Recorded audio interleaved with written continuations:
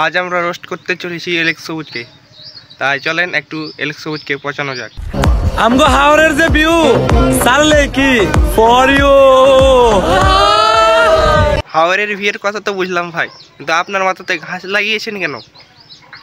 মাঠে কি ঘাসের অভাব ছিল?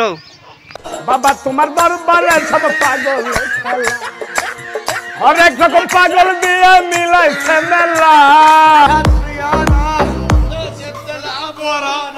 পানিতে নেমেছেন কেন ভাই? ডাঙায় কি আপনার চুলগুলো ঘাসগুলো দেখে গরু ছাগলে তারা দিয়েছে? কি বলছিস? হে গেস, আসসালামু আলাইকুম, সবাই কেমন আছেন? আমি তো ভালোই আছি ভাই, কিন্তু আপনার পরিবেশটা তো অনেক সুন্দর, আপনার সাথে ঠিক মানিয়ে গেছে, ঠিক না তাহিরি কাকু? আপনি একটু বলেন তো। ভাই পরিবেশটা সুন্দর না? কোনো হইছে আছে? আমি কি কাউকে গালি দিয়েছি?